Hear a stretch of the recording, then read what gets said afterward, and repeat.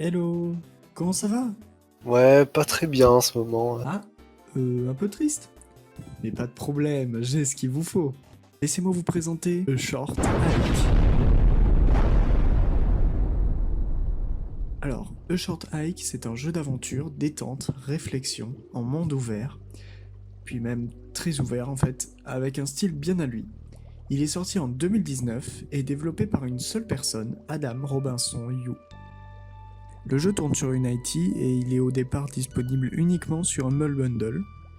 Alors, pour présenter rapidement le spécimen, dès les premières secondes de jeu, on peut être déconcerté à quel point le jeu peut nous laisser une liberté impressionnante. Tellement que perso, quand j'ai commencé, je me suis totalement perdu. Je n'ai même pas suivi le tuto dans l'ordre. Nous apprenons ensuite dans notre petite balade que nous sommes Claire, un petit oiseau avec une soif d'aventure assumée, qui sera littéralement capable de franchir des falaises et gravir des montagnes pour rappeler sa maman. Ce sera donc le but de Claire tout au long de cette aventure, appeler sa maman. Et au fur et à mesure, vous pourrez monter toujours un peu plus la montagne pour atteindre au final, à la fin du jeu, le bout. Sur l'archipel, vous serez accompagné de tout un tas de petits animaux très choupis, chacun accompagné d'une activité, d'une envie, d'une émotion et d'un caractère à vous partager. Il y a réellement beaucoup de choses à voir, à faire et à découvrir. On peut se perdre autant qu'on le veut, cela devient au final une excuse pour découvrir un nouvel endroit sur l'archipel. En effet, ne nous fions pas aux apparences, l'île qui au premier abord paraît bien petite, est au final bien complète et aura de quoi vous occuper même si vous terminez l'histoire principale. Le jeu est très maniable. Il faut dire que c'est l'un des grands principes qui fait le caractère de A Short Hike. À quoi sert-il de faire un jeu d'exploration si le mouvement est lourd et peu agréable, n'est-ce pas? Sur ce point, A Short Hike est vraiment des plus doux. Il nous prend par la main et nous amène à caresser la douce texture de l'air à travers des sessions de planage. Niveau difficulté, notre petite balade se complexifie au fur et à mesure que vous montez. Le finir reste tout de même assez simple, mais c'est possible que vous butiez un peu sur la fin. Le jeu se termine en 2 heures.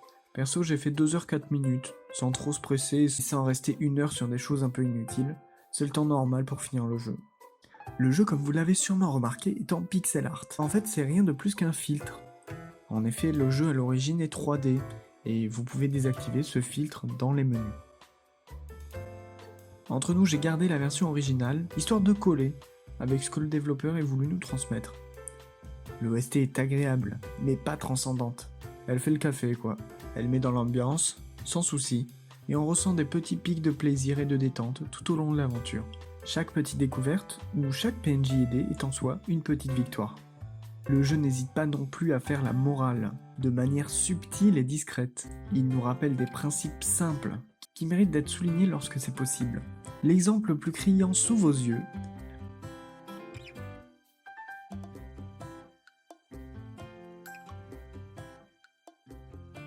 ok, un bandeau rouge à trouver.